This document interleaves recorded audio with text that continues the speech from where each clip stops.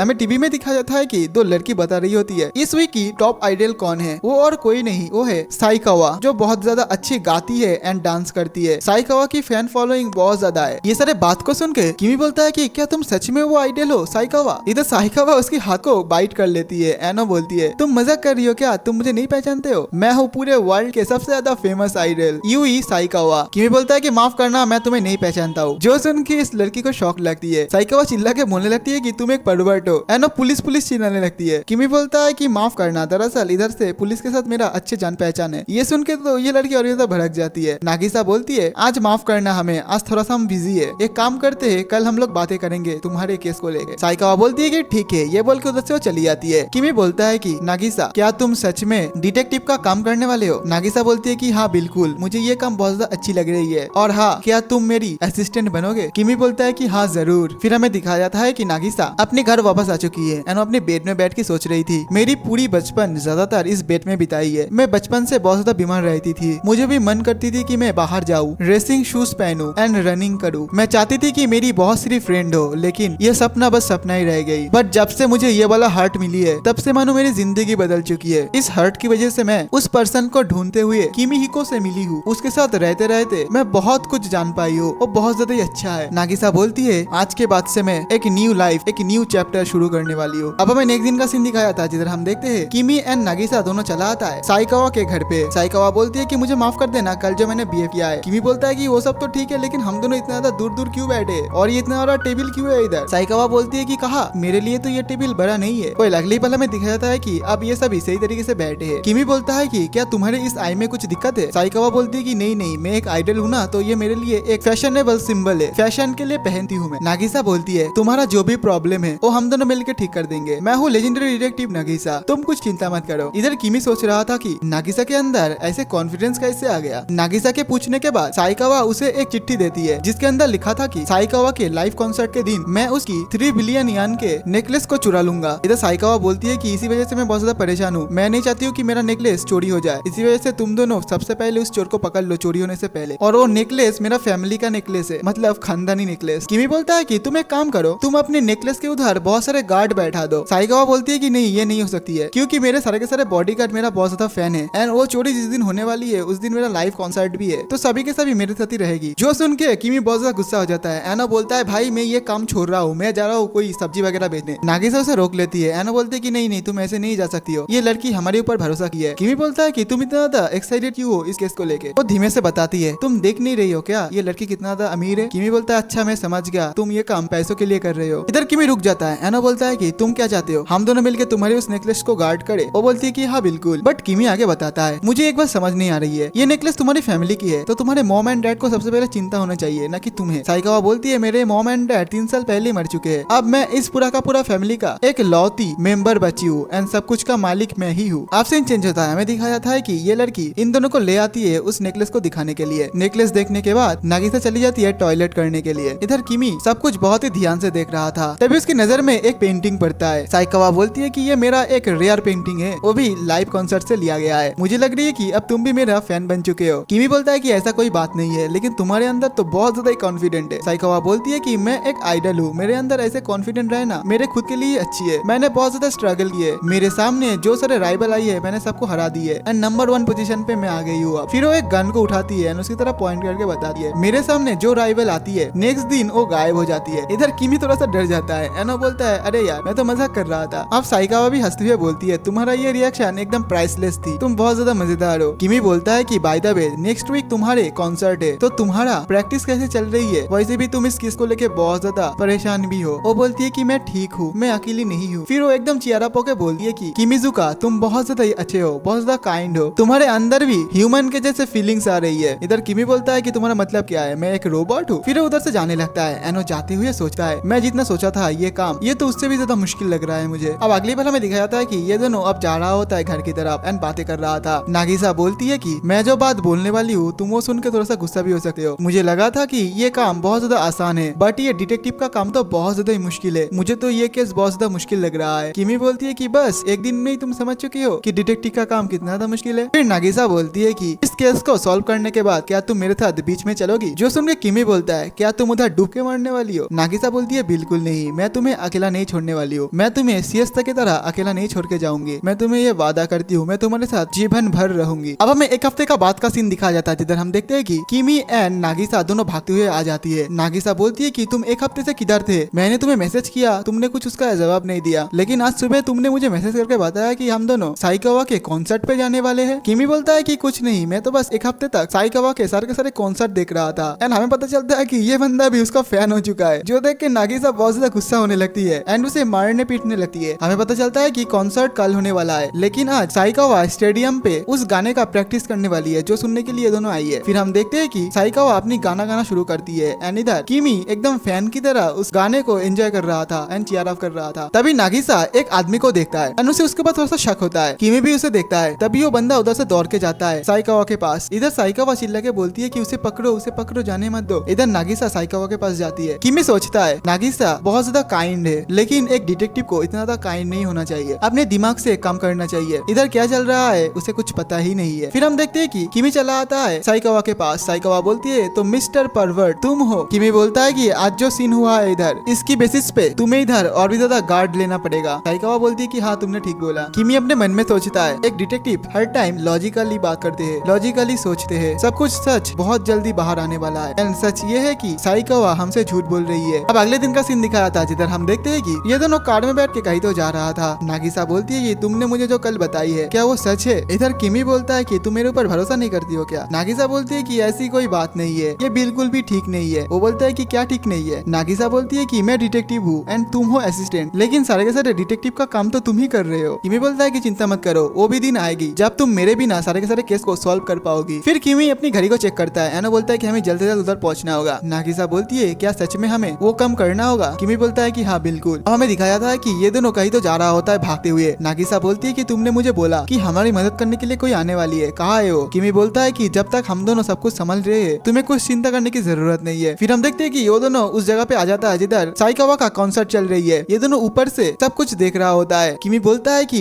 ये कॉन्सर्ट तो बहुत ज्यादा अलग है क्योंकि कल उसने कुछ अलग प्रैक्टिस की है। फिर ये दोनों इधर उधर अपनी टारगेट को ढूंढ रहा था। दूसरी ओर हमें दिखाया जाता है कि फूबी कुछ पुलिस वाले को लेके साइकावा के घर पे चला जाता है। फिर हमें दोबारा से कॉन्सर्ट का सीन दिखाया जाता है, जिधर हम देखते हैं कि उसका पहला गाना खत्म हो चुका है। नागिसा बोलती है कि अब नेक्स्ट गाना कौन सी होने वाली है? किमी बोलती है कि 8-1, बट तभी हम देखते हैं कि 8-1 के बदले कुछ अलग सा गाना स्टार्ट हो जाता है, जो सुन के ये दोनों बहुत ज्यादा चौंक जाता है एंड ये दोनों इधर उधर अपना टारगेट को ढूंढने लगता है। इधर किमी बहुत ज्यादा घबरा जाता है। एनो सोचता है जो मैं सोचा था इससे ज्यादा मुश्किल हो गया है ये चीज, मेरे पास ज्यादा टाइम नहीं है, इतना बड़ा हॉल है, मैं अपनी टारगेट को कैसे ढूंढूं? अब मुझे क्या करना चाहिए? इधर इतना ज्यादा साउंड है, मैं कुछ सही से कॉन्सेंट्रेट भी नहीं कर पा रहा हूँ। तभी उसके दिमाग में एक बात आता है। एनो चिल्ला के बोलता है ये मैं हूँ, तुम किधर हो? तुम मेरी आवाज सुन पा रहे हो? तुम मुझे ये बताओ हमारा टारगेट किधर छुपा हुआ है? तभी किमी के मोबाइल पे एक मैसेज आता है जिसमें उसका टारगेट का लोकेशन लिखा हुआ है। ऐसे उस तरफ देखता है, उधर देखता है कि कोई एक कुछ क्रॉसबो वगैरह लेके साइकावा की तरफ अटैक करने के लिए रेडी है। एंड दूसरी ओर हम देखते हैं कि किमी के मोबाइल में जिसने मैसेज भेजा था वो और कोई नहीं, वो है कोमोरी। इससे हमें दिखाया था कि किमी भागते हुए साइकावा की तरफ जा रहा होता है। वो दौड़ते हुए सोचता है कि साइकावा ने हमसे झूठ बोला है, उसकी असली सच उसकी उस आंख में है। वो 3 3 बिलियन यान का कोई नेकलेस नहीं है, वो दरअसल साइकावा का लेफ्ट आई है। मुझे किसी भी तरीके से उसके पास पहुंचना है। बट तभी हम देखते हैं कि उधर एक गार्ड आ जाता है, उसे जाने नहीं दे रहा था। तो पीछे से नागिसा आ जाती है और इस गार्ड को गिरा देती है। इधर हम देखते हैं कि उस ऊपर से साइकावा के आई के ऊपर वो वाला बंदा क्रॉसबो चला देता है, बट एकदम एंड टाइम पे किमिया के उसे बचा लेता है। अब अगले पल हमें दिखाया था कि ये तीनों एक जगह पे बैठ के बातें कर रहा था। साइकावा माफी मांगती है, एनो बोलती है मुझे ये बात पहले ही बता देना चाहिए था, दरअसल मैं लेफ्ट आई से देख नहीं पाती हूँ, तो मेरे मॉम एंड डैड ने मुझे ये वाला आई पैच दी थी, जिसके बाद से मेरा कॉन्फिडेंस बहुत ज्यादा बढ़ गई थी एंड मैं स्टेज परफॉर्मेंस शुरू की थी। मेरी सक्सेस से मेरे मॉम डैड बहुत ज्यादा खुश थे, बट ये खुशी ज्यादा दिन तक टिकी नहीं, क्योंकि मेरे मॉम एंड डैड एक कार एक्सीडेंट में मर गए। उसके बाद से मैं बस अकेली बची हूँ मेरे फैमिली में, वो भी अकेले। इसी वजह से मैं मेरे इस आई पैच को छुपा के रखती हूँ, ये मेरे लिए सबसे ज्यादा खास है। बस मैं मेरे किसी बड़े बड़े कॉन्सर्ट पे एक बार अपनी इस आई को सबके सामने शो करती हूँ, ताकि मेरे मॉम एंड डैड की आत्मा को शांति मिले। फिर साइकावा बोलती है कि तुम दोनों का शुक्रिया, तुम दोनों ने मिलके मेरी जान तो बचाई है, ऊपर से मेरे इस आई को भी बचाई है। इधर नागिसा बोलती है कि शुक्रिया की कोई बात नहीं है। लेकिन हम देखते हैं कि किमी पीछे खड़े होकर कुछ सोच रहा था। वो बोलता है बहुत हो गया है, तुमने हमें बहुत कुछ बताया है, लेकिन तुमने तो हमें ये नहीं बताया कि तुम हमें क्यों मरना चाहते थे। जो सुन के इधर थोड़ी देर तक शांति बनी रहती है। साइकावा बोलती है डिटेक्टिव तुम क्या बोल रहे हो, ये सब मैं भला तुम दोनों को क्यों मारूंगी। इधर नागिसा भी बोलती है कि तुम ये सब क्या बोल रहे हो, भला हमें क्यों मारना चाहेगी, बल्कि उसने अपनी सीक्रेट भी हमें बता दी है। की बोलता है कि हाँ उसने अपनी सीक्रेट तो हमें बताई है, लेकिन उसने तो ये नहीं बताया कि उसने हमें पहले क्यों झूठ बोला था। तभी उसके पास फूबी का कॉल आती है। फूबी बोलती है कि तुमने बिल्कुल सही समझा था, हमने इधर बॉम्ब स्क्वाड को बुलाया है और उस बॉम्ब को डिफ्यूज कर दिए है। बहुत ज्यादा क्लोज कॉल था, अगर तुम दोनों इधर आते इस नेकलेस को पहाड़ा देने के लिए तो तुम दोनों एक झटके में मर जाते। इधर किमी लाउड स्पीकर पे देख के फोन को उन दोनों को ये बात सुना देता है। किमी बोलता है तो अब क्या, आप हमें सच सच बताओ। तभी नागिसा बोलती है अरे ये भी तो हो सकता है ना कि कोई क्रिमिनल साइकावा को मारने के लिए भी उस बॉम्ब को लगाया था। तभी किमी बोलता है उस क्रिमिनल का पहले से ही 2 टारगेट था, एक तो उसका आई, दूसरी हमारी जान। साइकावा को उनका पूरा का पूरा प्लान पता है, उसने आपकी जान बचाने के लिए हम दोनों को बलिदान देना चाहता था। नागिसा बोलती है लेकिन वो ऐसा क्यों करेगी, वो एक आइडल है ना। किमी बोलता है कि हाँ तुमने बिल्कुल सही बोला, वो एक आइडल है एंड वो वाला क्रिमिनल उसे एक लेटर भी भेजा होगा जिसमें ये लिखा है अगर तुम अपने आँख को खोना नहीं चाहते हो तो किमिजुका को मार दो। लेकिन साइकावा तुमने देखा ना, उन लोगों ने तुम्हारे ऊपर भी धोखाबाजी की, वो तुम्हारी आँख फिर भी तुमसे छीनने वाली थी। नागिसा बोलती है लेकिन वो लोग उसकी आँख के पीछे क्यों पड़े हैं। तभी किमी बताता है क्योंकि वो एक नॉर्मल इंसान नहीं है, वो एक आर्टिफिशियल इंसान है। तुम्हें याद है कुछ दिन पहले मैंने तुम्हारे साथ कोमोरी का मुलाकात करवाई थी, एक सीक्रेट ऑर्गेनाइजेशन है जो ऐसे ह्यूमन बनाती है। साइकावा की लेफ्ट आई कोई नकली आई नहीं है, बल्कि एक आर्टिफिशियल आई है, जिसकी वजह से वो आर पार देख सकती है। क्यों, मैंने सही बोला ना। तभी किमी अपने पॉकेट से पीयू पीयू निकालता है अपना, एंड इधर साइकावा भी अपने पॉकेट से एक पीयू पीयू निकालता है। वो बोलती है कि मैं किसी भी हालत में अपना ये आई तुम दोनों को नहीं देने वाली हूँ। किमी बोलता है कि अब मैं समझ गया, वो लोग तुम्हें ये बताया होगा कि मैं तुम्हारा ये आई लेने के लिए तुम्हारे पास आऊंगी, एंड इसी वजह से तुमने हमारे पास आके नौटंकी की अपने जाल में फंसाने के लिए, हमें मारने के लिए। साइकावा बोलती है कि तुम्हें ये सब कुछ कैसे पता। किमी बोलता है एक नॉर्मल ह्यूमन का अगर एक आँख काम करना बंद कर दे तो उसका विजन बहुत ज्यादा कमजोर हो जाता है, लेकिन तुम्हारे केस में तो कुछ नहीं है, तुम तो एकदम सही तरीके से देख पा रहे थे। साइकावा बोलती है इसका मतलब तुम पहले से मेरे ऊपर ट्रस्ट नहीं कर रहे थे। वो बोलता है कि हाँ बिल्कुल, तुम्हें क्या लगा मैं तुम्हारा फैन बन गई हूँ सबसे बड़ा वाला। साइकावा बोलती है कि कमाल की बात है, ये तो बस छोटा सा एक क्लू था, लेकिन तुमने फिर भी इस केस को सॉल्व कर ली। किमी बोलता है कि ये सब मेरा पुराना पार्टनर का कमाल है, उससे ही मैंने सब कुछ सीखी है। तो साइकावा अपनी गन को नीचे कर लो, तुम्हारे पास और कोई ऑप्शन नहीं है। इधर साइकावा अपनी गन को नीचे नहीं कर रही थी। तभी किमी बोलता है कि तुम हमारे ऊपर विश्वास नहीं कर रहे हो, वो लोग तुम्हारे ऊपर भी अटैक किए हैं, अगर तुम हमें मार भी दोगे ना वो लोग तुम्हारी इस आई को तुमसे छीन के ही रहेगी। इधर साइकावा गुस्से में आ जाती है एंड जैसे उसके ऊपर अटैक करने वाला था वो अपने आप को रोक लेती है एंड वो बोलती है कि मुझे पता है कि तुम दोनों मेरे दुश्मन नहीं हो। वो रोते हुए बोलती है पर मैं इस आई को किसी को देना नहीं चाहती हूँ, ये आई मेरे लिए बहुत ज्यादा खास है, पहले ही मेरे मॉम एंड डैड मुझे छोड़ के चली गई है, मेरे पास बस मेरा ये आई ही बची है। इधर किमी अपने मन में सोचता है कि आखिर मैं इसे क्या बताऊं, ये एक बच्ची है आखिर। नागिसा बोलती है कि तुम चिंता मत करो, हम लोग इस केस को सॉल्व करने के बाद बीच पे जाने वाले थे घूमने के लिए, तुम भी हमारे साथ चल सकते हो उधर, अगर तुम अकेले फील कर रही हो तो। इधर साइकावा शॉक्ड होती है, वो बोलती है कि मैं तुम दोनों को मारना चाहती थी, लेकिन तुमने फिर भी मुझे अपना दोस्त बताई। नागिसा बोलती है कि हम इतनी जल्दी नहीं मरने वाले हैं, चलो हम दोनों दोस्त बन जाते हैं। साइकावा बोलती है कि क्या हम दोनों दोस्त बनने के बाद सब कुछ सही हो जाएगी। तभी हम देखते हैं कि किमी जाके उसके हाथ से उसका गन ले लेता है। किमी बोलता है कि मेरी बात सही से सुनो, जो ऑर्गेनाइजेशन तुम्हें टारगेट कर रहा है वो मुझे भी टारगेट कर रहा है, हम दोनों मिल जाते हैं एंड एक साथ काम करते हैं ताकि हमें कोई हरा ना सके फ्यूचर में। क्या तुम मेरे साथ अलायंस बनाना चाहती हो। इधर वो रोती हुई बोलती है कि हाँ बिल्कुल। दूसरी ओर हमें दिखाया था कि एक लड़की टीवी पे न्यूज देख रही थी कि किमिजुकी ने एक फेमस आइडल का जान बचाई है। किमिजुकी को देख के ये लड़की अपनी लॉकेट को देखती है, जिसके अंदर हम देखते हैं कि सिएस्ता एंड इस लड़की का पिक्चर है। तभी हमें पास्ट का एक सीन दिखाया जाता है, इधर हम देखते हैं कि सिएस्ता, किमी एंड ये लड़की एक बोट के ऊपर है। ये लड़की बोलती है कि मॉम, आपने इस लड़के को अपने असिस्टेंट क्यों बनाया आया है। गाइस मैं बता दूं कि ये लड़की सिएस्ता को मॉम बुलाती थी। किमी बोलता है कि मैं तो तुम्हें पहले ही बता चुका हूँ कि मैं तुमसे ज्यादा वैल्यूएबल हूँ, इसी वजह से मुझे असिस्टेंट बनाया गया है। ये लड़की बहुत ज्यादा गुस्सा हो जाती है। तभी सिएस्ता इस लड़की को अपने पास बुलाती है एंड उसे सहलाने लगती है। सिएस्ता बोलती है कि अगर तुम दोनों एक साथ मिलकर काम करोगी ना तो बहुत ही आसानी से अपनी केस को सॉल्व कर पाओगी। बट ये लड़की बोलती है बिल्कुल नहीं मॉम, मैं इसके साथ काम नहीं करना चाहती हूँ। सिएस्ता बोलती है कि मेरे बात को सुनो, तुम दोनों सही तरीके से परफेक्ट नहीं हो। जैसे कि किमी के पास बहुत अच्छा दिमाग है लेकिन वो फिजिकली स्ट्रांग नहीं है, एंड इधर तुम फिजिकली स्ट्रांग हो लेकिन तुम्हारा दिमाग में IQ नहीं है। तो अगर तुम दोनों मिलके काम करोगे तो तुम दोनों एक खतरनाक कॉम्बिनेशन बनोगे, तुम्हें कोई नहीं हरा पाएगा। मैं चाहती हूँ कि तुम दोनों मिलके काम करो। तो गाइस इस एनिमे का पार्ट 1 इधर ही खत्म होता है। रुको रुको रुको, इसके सेकेंड पार्ट में अब सभी को पता चलने वाला है कि सिएस्ता एंड किमी के अंदर का बॉन्डिंग एंड कैसे सिएस्ता मर गई थी। एंड मैं ये भी बता दूं कि फ्यूचर में सिएस्ता दोबारा से लौट के वापस आ सकती है। बट ये सब कैसे हो सकती है उसके लिए आपको पार्ट 2 देखना होगा। बट पार्ट 2 तभी आएगा जब आप इस वीडियो को 5 के लाइक करवा दोगे। एंड कमेंट में बता देना कि आपको इसका पार्ट 2 चाहिए कि नहीं। तो मिलते हैं और एक न्यू वीडियो के साथ, तब तक के लिए बाय बाय।